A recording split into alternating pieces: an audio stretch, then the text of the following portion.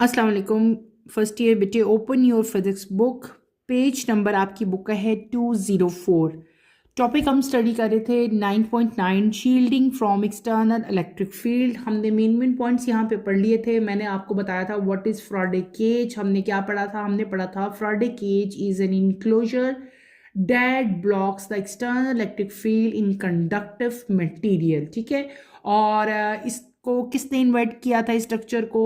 ये एक साइंटिस्ट था, फ्राडे जो है बेटे, उसने जो है इसको स्ट्रक्चर को इन्वेंट किया था, फ्राडे केज को, जिसको हमने लास्ट अपने लेक्चर में डिटेल से पढ़ा था। फिर मैंने आपको बताया था कि फ्राडे को के जो है वो किस तरह से उसकी वर्किंग है, वो सारी हमने पढ़ी।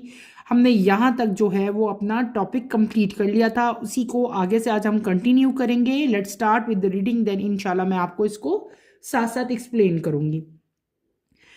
The lines are altered because the electric field just outside the surface of the conductor is perpendicular to the surface at equilibrium under electrostatic condition. If the field were not perpendicular, there would be a component of the field parallel to the surface.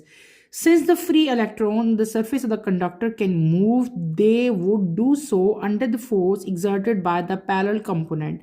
But in reality, no electron flow occurs at equilibrium. Therefore, there can be no parallel component and the electric field is perpendicular to the surface. The principle of Faraday demands a material that contains a lot of free electrons that can move freely to the surface of the material. Only the conductor have free electrons, whereas insulator do not contain free electrons. So the insulator cannot be used to construct Faraday cage. A good example of Faraday cage in our daily life is that of cars, chases,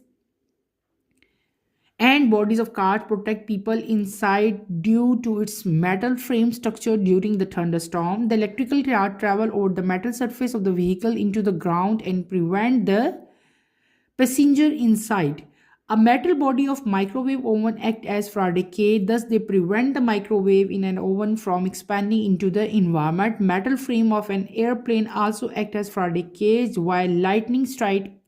When lightning strike an airplane, electricity is disturbed along its metal frame surface that keep passage is and all devices inside the airplane safe. हम क्या पढ़ रहे थे बेटे? हम पढ़ रहे थे फ्राडे केज। उसके बाद हमने क्या पढ़ा था कि how the Faraday cage work. आज हम क्या पढ़ेंगे? आज हम पढ़ेंगे इलेक्ट्रोस्टैटिक कंडीशंस। आपको मैंने पढ़ा दी थी कि what are the electrostatic conditions. ठीक है, हमने पढ़ा था कि at equilibrium under electrostatic condition an excess charge जो था वो रीसाइड करता था on the surface of conductor. ये चीज़ मैंने आपको पढ़ा दी थी और इसको हमने ये स्टेटमेंट की फॉर्म में भी लिखा हुआ था। हम क्या कह सकते थे कि इक्विलिब्रियम में कोई भी इलेक्ट्रोस्टैटिक कंडीशन जब इक्विलिब्रियम में होगी तो एक्सेस चार्ज जो हैं वो रीसाइड कर जाते हैं। कहाँ पे? On the side of conductor. ठीक है, उसके बाद हमने क्या पढ़ा था? हमने पढ़ा था कि इलेक्ट्रिक फील्ड लाइन जो है वो इनसाइड द हॉलो कंडक्टर जो है उसको कंसीडर करेंगे आप। और मैंने आपको क्या बताया था कि जो एक्साइज चार्ज हैं वो अपने आप को कंडक्टर की सरफेस पे प्रिसाइसली जो है वो क्या कर लेते हैं बेटे, मतलब अरेंज कर लेते हैं सच इस तरह के मैनर में कि टोटल फील्ड जो इंटीरियर में होती है विद इन द इंटीरियर वो क्या होगी? हमारे पास जीरो हो जाएगी। या दूसरे वर्ड में हम क्या कह सकते थे कि the conductor shield any charge with in from electric field outside the conductor. अब इसी कंडक्टर के बेटे हम इफेक्ट्स देखेंगे। हमने जो भी रीडिंग की है हमने क्या देखे? हमने इफेक्ट्स देखे। यही जो हम कंडक्टर लास्ट लेक्चर में अपने पढ़ के आए थे। अब हमने क्या पढ़ा? हमने पढ़ा effect of conductors on electric field lines. ये जो आपके कंडक्टर था इसका इलेक्ट्रिक फील्ड लाइन के ऊपर इफेक्ट क्या है। ठीक है, ये अब हमने पढ़ना है डिटेल से।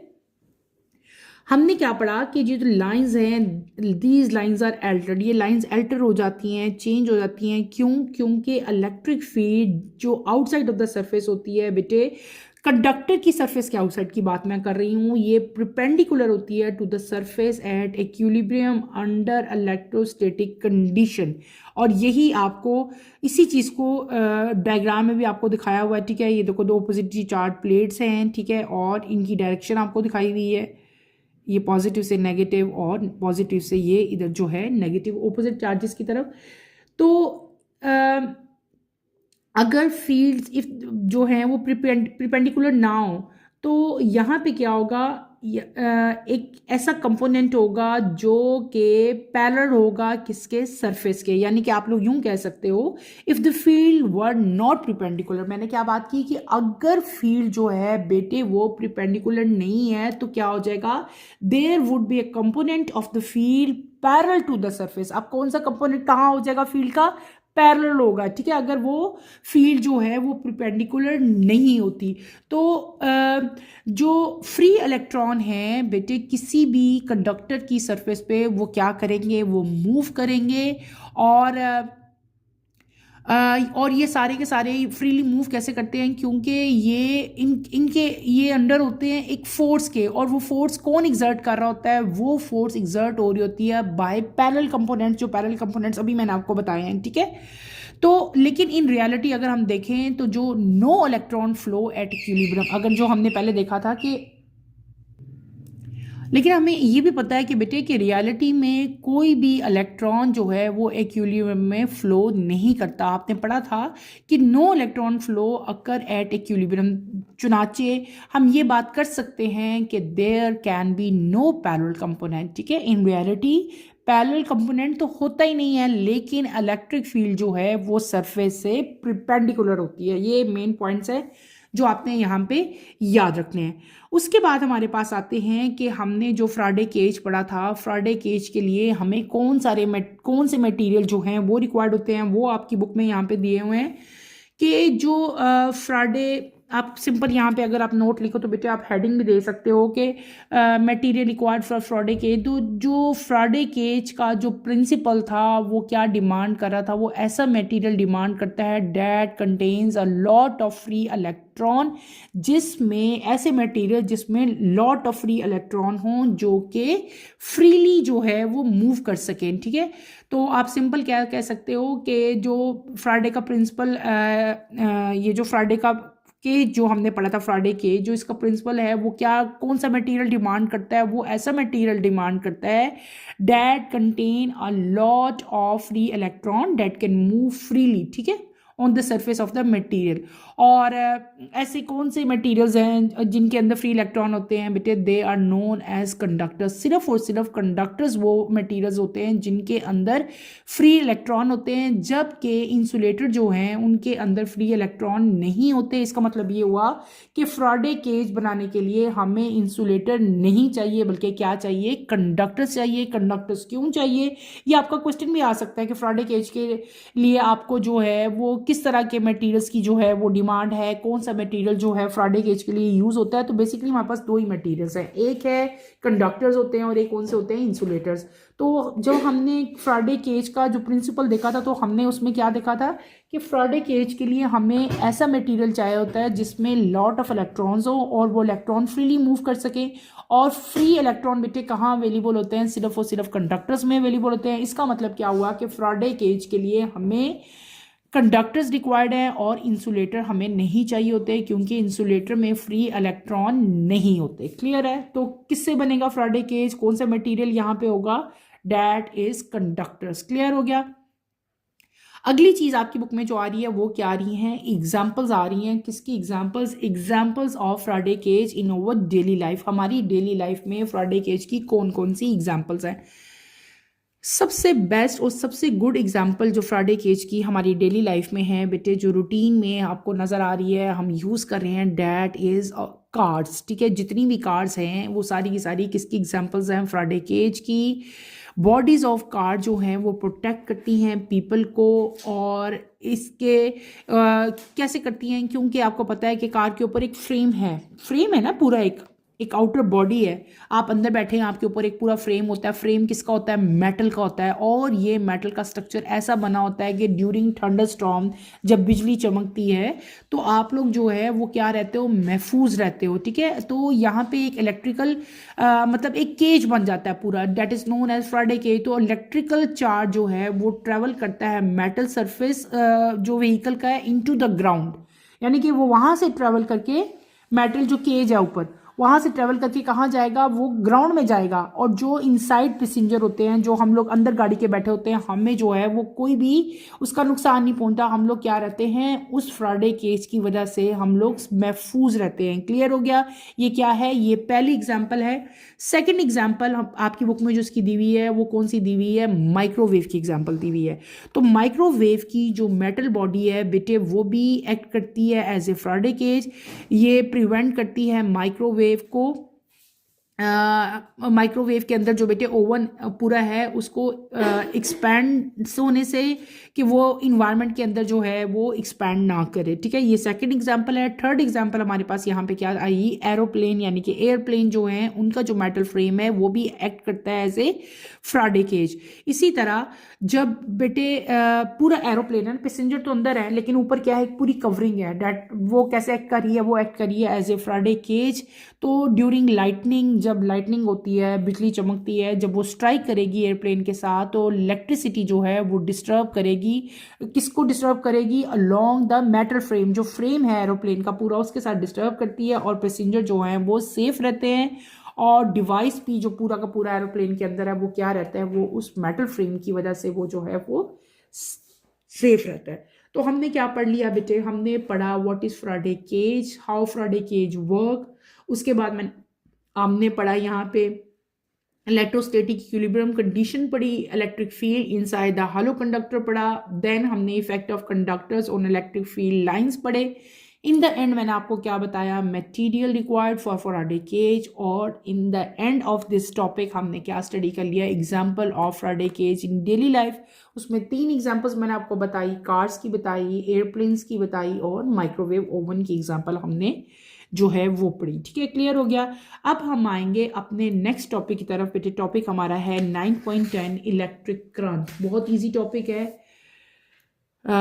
उसको हम लोग स्टडी करेंगे। Let's start with the reading, then इंशाल्लाह मैं आपको साथ साथ इसको एक्सप्लेन करूंगी। Topic 9.10 electric current. Usually it is said that electric current is a flow of charge. Let us see that what actually flows in a conductor. The charge carriers are the free electron. When the end of the conductor are connected to a battery or some other source, an electric field is set up at every point within the conductor. The free electron experience a force in the direction of minus E and they start moving. As the free electrons are bumping among the atoms, so they are not accelerated in a straight line under this force. They keep on colliding with the atom of the conductor. The overall effect of these collision is to transfer the energy of accelerated electron to the lattice, with the result that the electrons acquire an average velocity called the drift velocity in the direction of minus E. The drift velocity is one of the order of 10 raised to power minus 3 meter per second. This drift velocity of electron forms the electric current. The slow drift velocity does not mean that it takes long time for an electric current to set up. We note that as soon as we switch on a bulb, it lights up immediately. The reason is that turning on the switch on, all the free electrons in the circuit start drifting. They repel the neighboring one and disturbance propagate along the wire almost instantaneously. That is why the electric current is set up very rapidly. If the net charge Q passes through any cross-sectional area of a conductor in a time t, the current I flowing through it is I is equals to Q over T. The SI unit of current is ampere, capital A, and it is the current due to flow of 1 coulomb charge per second. If the charge moves around a circuit in the same direction at all times, the current is said to be direct current, DC. For example, batteries produce direct current if the charge move first one way, then the opposite way, the changing direction at regular interval. The current is said to be alternating current, AC. Mostly the electric generator produce AC. The electricity supplied to our homes, offices, factories, etc. by power stations is AC.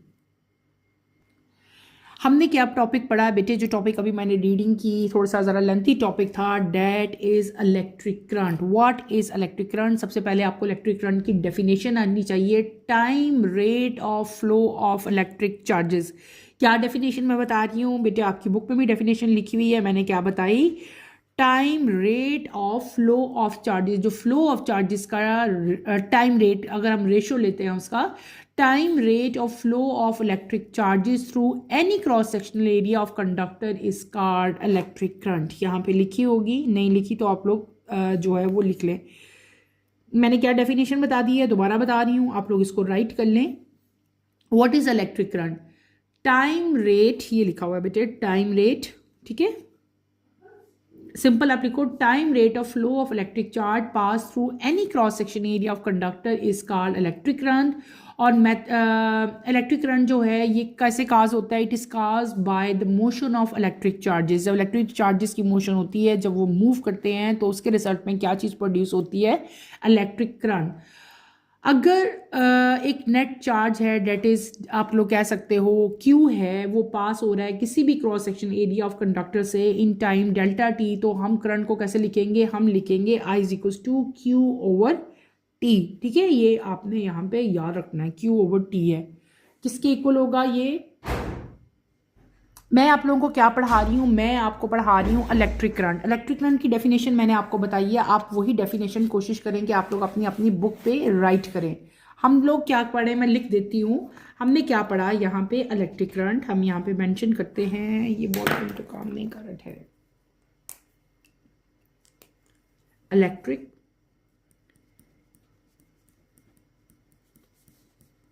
Current, what is electric current? आप क्या लिखोगे? Definition में आप लोगों को लिख देती हूँ, time rate of flow of electric charges, electric charges through any cross section of conductor is called electric current. याद रहेगी ना बेटे? अब आपने यही डेफिनेशन यहाँ पे लर्न करनी है। Time rate of flow of electric charges through any cross section area of conductor is called electric current. आप लोग अगर हम मैथमेटिकली इसको लिखने लगे तो electric current is caused by the motion of electric charges. ठीक है, इलेक्ट्रिक करंट किसकी वजह से प्रोड्यूस होता है? Electric current is caused by the motion of electric charges. अगर आप सपोज करो कि आपके पास नेट चार्ज जो है वो क्या है? क्यू है। नेट चार्ज क्यू है, डेल्टा क्यू है, और ये पास हो रहा है any cross section area of a conductor, और जो किस टाइम में पास हो रहा है हम सपोज कर लेते हैं डेट इज डेल्टा टी। तो हम इलेक्ट्रिक करंट कैसे लिखेंगे? ये जो आई है that is electric current, I is equals to Q over T. Is that clear? तो ऐसा यूनिट इसका क्या है? एम्पेयर है। एम्पेयर कैसे आया? I is equals to Q by T, ऐसे ही था। कूलम का ये क्या था? चार्ज, इसका यूनिट था कूलम। टाइम का यूनिट क्या होता है? सेकंड है। और जब हम इनको पूरा कूलम ओवर सेकंड हो तो वो क्या यूनिट बनता है? हमारा एम्पेयर बनता है। तो 1 एम्पेयर इलेक्ट्रिक करंट का यूनिट क्या हो जाएगा? हमारे पास 1 एम्पेयर हो जाएगा। आपकी बुक में 1 एम्पेयर की डेफिनेशन भी दी हुई है। 1 एम्पेयर किसके इक्वल होता है? इफ चार्ज ऑफ 1 कूलम, यानी कि 1 एम्पेयर बेटे किसके इक्वल होगा? 1 कूलम डिवाइडेड बाय 1 सेकेंड। ठीक है, हम इसको ऐसे लिख सकते हैं 1 कूलम पर सेकेंड। यानी कि अगर 1 कूलम है, 1 कूलम किसके इक्वल है? अगर आपकी डेफिनेशन आती है व्हाट इज 1 कूलम, ठीक है, या 1 कूलम किसके इक्वल, सॉरी 1 एम्पेयर किसके इक्वल है? तो 1 एम्पेयर किसके इक्वल होगा? आपने ये राइट करना है। आप लिखोगे कि इफ चार्ज ऑफ 1 कूलम, अगर 1 कूलम का चार्ज पास हो रहा हो किसी भी क्रॉस सेक्शन एरिया से इन 1 सेकेंड, तो उसको हम लोग क्या कहेंगे? कितना करंट प्रोड्यूस हुआ, कितना करंट यहाँ से पास हुआ, that is equals to 1 ampere. आप कैसे लिखोगे बेटे? If a charge of 1 coulomb is passes through any cross section area of conductor in 1 second, then electric current is said to be 1 ampere. ठीक है, उस तरह के इलेक्ट्रिक करंट को हम लोग क्या कहेंगे? 1 एम्पेयर कहेंगे। क्लियर हो गया?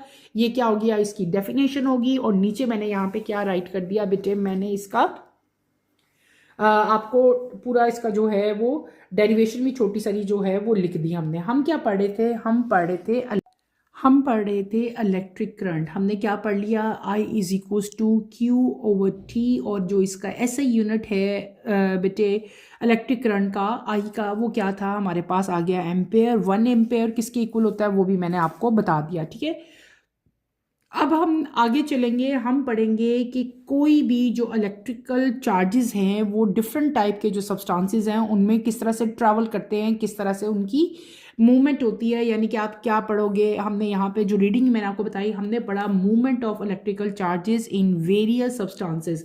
उसमें 3-4 पॉइंट्स हैं, मैं पॉइंट वाइज ही आपको बेटे बताती हूँ ताकि अगर आप लोगों ने यहाँ पे नोट लिखना हो, अगर आपके बुक में नोट आता है पेपर में, तो भी आप लोग ईजिली जो है वो राइट कर सको। मेटेलिक कंडक्टर्स की पहले हम बात करते हैं। किसकी? मेटेलिक कंडक्टर्स की। In metallic conductor the charge carriers are free electron. Metallic carriers में हम क्या पढ़ रहे हैं, मैंने आपको बता रही हूँ मूवमेंट ऑफ चार्जेस, यानी कि जो इलेक्ट्रिक चार्जेस हैं उनकी movement different type of substances में किस तरह की होती है, ठीक है, वो चीज़ हम पढ़ रहे हैं। सबसे पहली बात यहाँ पे जो मैं आपको पढ़ा रही हूँ वो क्या है कि मेटेलिक कंडक्टर्स की हम बात करेंगे। इन मेटेलिक कंडक्टर्स जो चार्ज कैरियर्स हैं वो कौन होते हैं? They are free electron. यानी कि मेटेलिक कंडक्टर्स में बेटे फ्री इलेक्ट्रॉन जो हैं वो चार्ज को कैरी करेंगे। नंबर 2 में क्या हम पढ़ेंगे? इलेक्ट्रोलाइट्स में। इलेक्ट्रोलाइट्स में चार कैरियर जो हैं they are positive and negative ions. किसकी बात होगी अब? इलेक्ट्रोलाइट्स की बात मैं कर रही हूँ। किसकी बात कर रही हूँ बेटे? इलेक्ट्रोलाइट्स की। आपकी बुक में सारा ये दिया हुआ है। इलेक्ट्रोलाइट्स में चार्ज कैरियर्स कौन होते हैं? पॉजिटिव और नेगेटिव आइन होते हैं। कॉमन एग्जांपल मैं आपको समझाने के लिए जस्ट दे रही हूँ CuSO4 सोल्यूशन की, ठीक है। CuSO4 में यहाँ पे हमारे पास चार्ज कैरियर्स कौन से होंगे? मैंने अभी पॉजिटिव और नेगेटिव आइन कहा ना, तो CuSO4 अगर आप लोग देखो तो Cu2 प्लस जो है +2 जो है वो पॉजिटिव आइन है, SO4 -2 क्या है? नेगेटिव आइन है। तो यहाँ पे ये पॉजिटिव और नेगेटिव आइन क्या होंगे? They are charge carriers. तीसरी चीज आपने जो याद रखनी है कि गैसेस में क्या होता है? गैसेस में charge carriers are electrons and आई। गैसेस में जो इलेक्ट्रॉन्स और आइंस प्रेजेंट होते हैं बेटे दे आर चार्ज कैरियर्स। उसके बाद चौथी बात हम करेंगे मटेरियल। कौन सा मटेरियल हम सब्सटेंस लेंगे? सेमीकंडक्टर्स। सेमीकंडक्टर्स जो हैं जो होते हैं उनके अंदर चार कैरियर कौन से होते हैं? इलेक्ट्रॉन्स और होल्स। हमने सेमीकंडक्टर्स में पढ़ा हुआ है ना, आप लोग 9th-10th में पढ़ के आए हो, बल्कि फिर इसके स्टार्ट के चैप्टर्स में भी हमें सेमीकंडक्टर्स डिटेल से पढ़े थे और हमने पढ़ा था उनके अंदर होल्स प्रेजेंट होते हैं। तो सेमीकंडक्टर के अंदर चार कैरियर्स इलेक्ट्रॉन्स होते हैं और होल्स, यानी कि होल्स और बेटे जो इलेक्ट्रॉन्स होंगे और वो क्या करेंगे? वो चार्ज को कैरी करेंगे। तो इलेक्ट्रिक करंट को कॉमनली हम लोग सिंपली सबसे इजीएस्ट डेफिनेशन इसकी आप लोग क्या कह सकते हो? फ्लो ऑफ चार्ज, ठीक है। मैंने आप लोगों को क्या पढ़ा दिया, मैं दोबारा से रिपीट करती हूँ। हमने पढ़ा कि डिफरेंट टाइप के जो सब्सटेंसेस हैं, जो वेरियस सब्सटेंसेस हैं हमारे पास, उनके अंदर इलेक्ट्रिक चार्जेस की मूवमेंट किस तरह से होती है। मैंने आपको 4-5 यहाँ पे सब्सटेंसेस बताए। सबसे पहला सब्सटेंस मैंने क्या बताया, आप चाहो तो लिख लो इसको पॉइंट वाइज, वैसे तो बुक में भी लिखा है लेकिन बुक में ज़रा पैराग्राफ की फॉर्म में लिखा है, मैं आपको वैसे बता रही हूँ। सबसे पहले हमने बात की थी कंडक्टर की। किसकी बात की थी हमने? कंडक्टर की। आपकी बुक में भी लिखा है, हमने बात की थी कंडक्टर की। मेटेलिक कंडक्टर में फ्री इलेक्ट्रॉन चार्जेस को कैरी करते हैं। क्या बात कर दी मैंने? कहा कि मेटेलिक कंडक्टर्स में the charge carriers are free electron. Number 2 हमने यहाँ पे क्या देखा कि इलेक्ट्रोलाइट्स की बात की। किसकी बात की हमने? इलेक्ट्रोलाइट्स की। नंबर 2 जो हमारा मटेरियल है, ये सेकंड सब्सटेंसेस आप कह सकते हो, डेट इज इलेक्ट्रोलाइट। इलेक्ट्रोलाइट में चार कैरियर्स जो होते हैं वो आइंस होते हैं, यानी कि पॉजिटिव और नेगेटिव आइंस बेटे चार्ज को कैरी करते हैं। कॉमन एग्जांपल मैंने आपको CuSO4 की दी थी। अब CuSO4 सोल्यूशन में बेटे Cu2+ आइन और SO4 -2 आइन जो है वो चार्ज को कैरी करेंगे। तीसरा सब्सटेंस मैंने यहाँ पे क्या बता दिया? गैसेस। क्या सब्सटेंस बताया हमने? गैसेस बताया। गैसेस में इलेक्ट्रॉन्स और आइन जो हैं वो चार्ज को कैरी करते हैं। फिर मैंने आपको अगला मटेरियल या अगला सब्सटेंस बताया सेमीकंडक्टर। सेमीकंडक्टर्स में होल्स और इलेक्ट्रॉन प्रेजेंट होते हैं। वो होल्स और इलेक्ट्रॉन जो हैं वो चार्ज को कैरी करेंगे, यानी कि सेमीकंडक्टर्स में charge carrier are electrons and holes. Clear हो गया? इन द एंड मैंने आपको इजीएस्ट डेफिनेशन एक इलेक्ट्रिक करंट की बताई। क्या डेफिनेशन बताई? मैंने आपको बताया कि electric current is commonly defined as flow of charges, ठीक है। अब इस चीज़ को ईजिएस्ट और बेटे कोशिश करती हूँ मैं आपको समझाऊँ, मैंने कोशिश तो की है, लेकिन जो फ्री इलेक्ट्रॉन है किसी भी कंडक्टर में दे सर्व एज चार्ज कैरियर। किसी भी इलेक्ट्रॉन कोई भी कंडक्टर जब हमारे पास जो होता है ना, कोई भी, उसके अंदर जो इलेक्ट्रॉन है वो सर्व करते हैं एज ए कैरियर चार्जर, ठीक है, चार्ज कैरियर कह सकते हैं, ठीक है। और जब हम किसी भी जो कंडक्टर है, एंड ऑफ द कंडक्टर है, उसको जब हम अपनी बैटरी के साथ कनेक्ट करते हैं तो वहाँ पे इलेक्ट्रिक फील्ड जो है वो इस्टेब्लिश हो जाती है, और वो इलेक्ट्रिक फील्ड जो है वो थ्रू आउट द कंडक्टर जो है वो वहाँ पे बेटे इस्टेब्लिश होगी। क्लियर? ये आपने कुछ पॉइंट्स हैं जिनको अच्छी तरह से आपने लर्न करना है, याद करना है। और सिंपली बेटे ये तो मैं आपको, हम लोग शुरू से पढ़ते आ रहे हैं, आपने सिंपल एक देखा था कि आप कोई भी, अगर आपके पास कोई भी समझो आपके पास कोई भी सब्सटेंस आप लेते हो, उसको दो इलेक्ट्रोड्स के साथ हम लगाएं, पॉजिटिव के साथ नेगेटिव के साथ, तो यहाँ पे फ्लो ऑफ इलेक्ट्रॉन्स होंगे, ठीक है, फ्लो ऑफ आपके पास चार्जेस होंगे, और सारे के सारे जो है अपने रिस्पेक्टिव जो है प्लेट्स हैं उनकी तरफ मूव करते हैं। और जो इलेक्ट्रिक फील्ड, अगर कोई भी इलेक्ट्रिक फील्ड है तो जो वहाँ पे जो फ्री इलेक्ट्रॉन होंगे बेटे वो एक्सपीरियंस करेंगे एक opposite force in the direction of electric field, और उस इलेक्ट्रिक फील्ड को हम किससे रिप्रेजेंट करेंगे? माइनस ई से। ये जो आपकी बुक में माइनस ई लिखा हुआ है ना, ये क्या चीज़ है? दिस इज डायरेक्शन बताई हुई है किसकी? आपको डायरेक्शन ऑफ इलेक्ट्रिक फील्ड। और जो फ्री इलेक्ट्रॉन है वो ये एक्सपीरियंस करते हैं इलेक्ट्रिक फील्ड को, और वो क्या करना शुरू कर देते हैं? दे स्टार्ट मूविंग, और due to constant collision electron जो हैं वो एक दूसरे के साथ क्या करते रहते हैं? जो फ्री इलेक्ट्रॉन है एक दूसरे के साथ क्या करते हैं? कोलाइड करते हैं। क्या करते हैं? कोलाइड करते हैं एक दूसरे के साथ, as well with the atom of the conductor, conductor के एटम्स के साथ भी। तो एटम जो हैं they do not accelerate in the straight line. ये तो आपको पहले ही पता है कि एटम जो हैं सॉरी इलेक्ट्रॉन जो हैं वो स्ट्रेट लाइन में एक्सलरेट नहीं करते। इंस्टेड क्या बेटे वो करते हैं? They transfer the energy in the form, किस फॉर्म में करते हैं? ये हम सारा डिटेल से पढ़ के आए हुए हैं, आपको याद हो तो। इलेक्ट्रॉन जो हैं बेटे ये अपनी एनर्जी को ट्रांसफर करते हैं इन the form of atomic lattice and attain small average constant velocity. मैंने आपको क्या कहा कि इलेक्ट्रॉन जो हैं ये अपनी एनर्जी को ट्रांसफर करते हैं किस फॉर्म में? In the form of atomic lattice, और उसके बाद ये स्मॉल एवरेज कांस्टेंट वेलोसिटी जो है उसको अटेन कर लेते हैं। उस कांस्टेंट वेलोसिटी को जो इलेक्ट्रॉन अटेन करेंगे that is known as drift velocity. इसको हम लोग क्या कहते हैं? ड्रिफ्ट वेलोसिटी कहते हैं। ये लिखी हुई है, इसको अंडरलाइन कर लो, ये आपकी बुक में लिखी हुई है ड्रिफ्ट वेलोसिटी, ठीक है। मैंने आपको क्या डेफिनेशन बता दी ड्रिफ्ट वेलोसिटी की? मैंने आपको बताया कि the electron transfer the energy into atomic lattice and attain a small average constant velocity known as drift velocity, ठीक है। और ड्रिफ्ट वेलोसिटी टिपिकली जो है वो अराउंड 10⁻³ मीटर पर सेकेंड होती है, ठीक है। ये भी आपकी बुक में लिखी हुई है। The drift velocity is of order of 10⁻³ meter पर सेकेंड, ठीक है। और ये result in the formation of electric current करेगी, ठीक है। ये लिखी हुई है। यही जो ड्रिफ्ट वेलोसिटी होती है इसी की वजह से क्या चीज़ प्रोड्यूस होगी बेटे? इट फॉर्म, ये ड्रिफ्ट वेलोसिटी है इलेक्ट्रॉन की, it form the electric current. Clear हो गया? यही वजह है कि जब आप लोग जो है स्विच ऑन करते हो बल्ब को, तो बल्ब जो है वो फ़ौरन से पहले इमीडिएटली आपका जो है वो क्या हो जाता है? ऑन हो जाता है, उसकी आपको लाइट जो है वो नज़र आती है, ठीक है। और जब आप स्विच को ऑफ कर देते हो तो फ़ौरन जो है वो आपका बल्ब ग्लो करना बंद कर जाता है। क्लियर? ये हमने क्या पढ़ लिया? ये हमने अपना पूरा डिटेल से जो है ये टॉपिक हमने अपना स्टडी कर लिया। आपको मैंने क्या बताया? आपको मैंने बताया इलेक्ट्रिक करंट।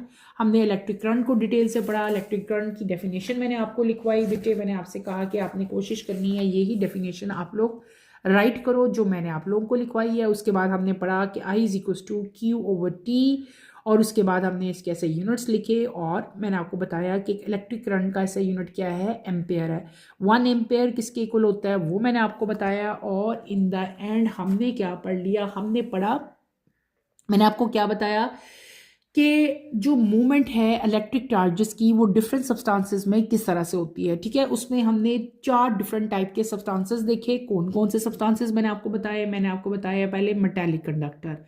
मेटालिक कंडक्टर में कैरियर चार्जेस कौन होते हैं? फ्री इलेक्ट्रॉन होते हैं। नंबर 2, सब्सटेंस हमने क्या देखा, इलेक्ट्रोलाइट। इलेक्ट्रोलाइट में पॉजिटिव और नेगेटिव आयन जो हैं वो चार्ज कैरियर्स होते हैं। नंबर थर्ड मैंने आपको क्या बताया, कौन सा सब्सटेंस हमने पढ़ा, गैसेस। गैसेस में हमने क्या देखा कि चार्ज कैरियर जो हैं they are electrons and ions. फिर चौथा सब्सटेंस मैंने आपको क्या बताया, सेमीकंडक्टर्स। सेमीकंडक्टर्स में मैंने आपको बताया कि charge carriers are electrons and ions. Clear है।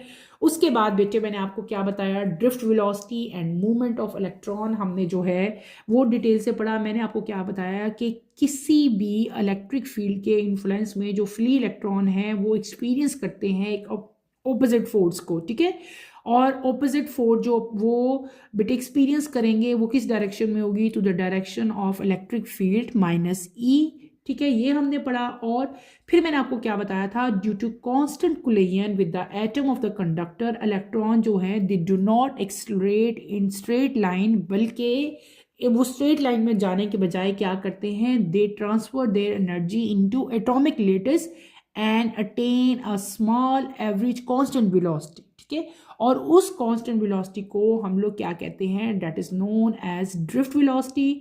ड्रिफ्ट वेलोसिटी टिपिकली कितनी होती है, 10⁻³ मीटर पर सेकेंड होती है इन द और इस ड्रिफ्ट वेलोसिटी की वजह से क्या चीज़ प्रोड्यूस होगी, इलेक्ट्रिक करंट प्रोड्यूस होगा, ठीक है, जो हमने पहले डिटेल से पढ़ लिया था, ठीक है। और यही वजह है कि जब बेटे आप लोग ड्रिफ्ट वेलोसिटी ही की वजह से जो है करंट जनरेट होता है, और यही वजह है कि जब आप लोग मतलब स्विच ऑन करते हो बल्ब का, तो आपका बल्ब जो है वो फ़ौरन से पहले जो है वो ग्लो कर जाता है, वहाँ पे जो है वो सर्किट जो है आपका कंप्लीट हो जाता है, ठीक है। ये आपने इसको अच्छी तरह से प्रिपेयर करना है, याद करना है। इन द एंड यहाँ पे आपको क्या बताया हुआ है कि हमारे पास दो तरह के करंट होते हैं। कितनी तरह के करंट होते हैं, there are 2 types of current. एक होते हैं अल्टरनेटिंग करंट और एक होते हैं डायरेक्ट करंट, ठीक है। अगर जो चार्जेस हैं वो किसी भी सर्किट में एक ही डायरेक्शन में मूव करें तो हम क्या कहेंगे, उस करंट को डायरेक्ट करंट कहेंगे। लेकिन अगर करंट जो है वो अपनी डायरेक्शन को एट रेगुलर इंटरवल जो है वो चेंज करता है तो उसको हम लोग क्या कहते हैं, अल्टरनेटिंग करंट कहते हैं। आपकी बुक में डेफिनेशन लिखी हुई है, ये आपने अच्छी तरह से याद करनी है। आपके पेपर में अक्सर आता है write down the difference between alternating current and direct current. इंशाल्लाह कमिंग लेक्चर में मैं आपको अल्टरनेटिंग करंट और डायरेक्ट करंट में जो डिफरेंसेस हैं वो बेटे राइट करवाऊंगी। कमिंग लेक्चर की नोटिफिकेशन के लिए आप चैनल को शेयर करें, लाइक करें और सब्सक्राइब करें। और इस टॉपिक को आपने अच्छी तरह से स्टडी करना है। इसमें कोई कन्फ्यूजन होती है, कोई प्रॉब्लम होती है तो आपने मुझे ज़रूर बताना है, ठीक है। इस चीज़ में आपने सिर्फ डीसी और एसी यानी कि डायरेक्ट करंट और अल्टरनेटिंग करंट की सिर्फ डेफिनेशन याद करनी है। इनको जो डिफरेंसेस हैं वो बेटे मैं आपको राइट करवाऊंगी इंशाल्लाह। उसी डिफरेंसेस में मैं फिर आपको एग्जांपल्स भी इसकी सारी, इसलिए मैंने आज डिटेल से इसको नहीं बताया। मैं कमिंग लेक्चर में इसको जो है वो आपको कंप्लीट करवाऊंगी। इनकी डायरेक्ट और अल्टरनेटिव करंट के जो एग्जाम्पल्स हैं वो भी सारी मैं आपको इंशाल्लाह करवाऊंगी। आज के लिए इतना ही काफ़ी है। इंशाल्लाह कमिंग लेक्चर में हम डिफरेंसेस भी करेंगे और करंट जो कन्वेंशनल करंट है बेटे उसको भी स्टार्ट करवाएंगे, ठीक है। तो यहीं पे अपना टॉपिक बेटे मैं ख़त्म करूँगी। इंशाल्लाह नेक्स्ट लेक्चर में आपसे दोबारा मुलाकात होगी। टिल देन अल्लाह हाफिज़ फर्स्ट ईयर, टेक केयर बेटे, अपना ख्याल रखिएगा। अल्लाह हाफिज़।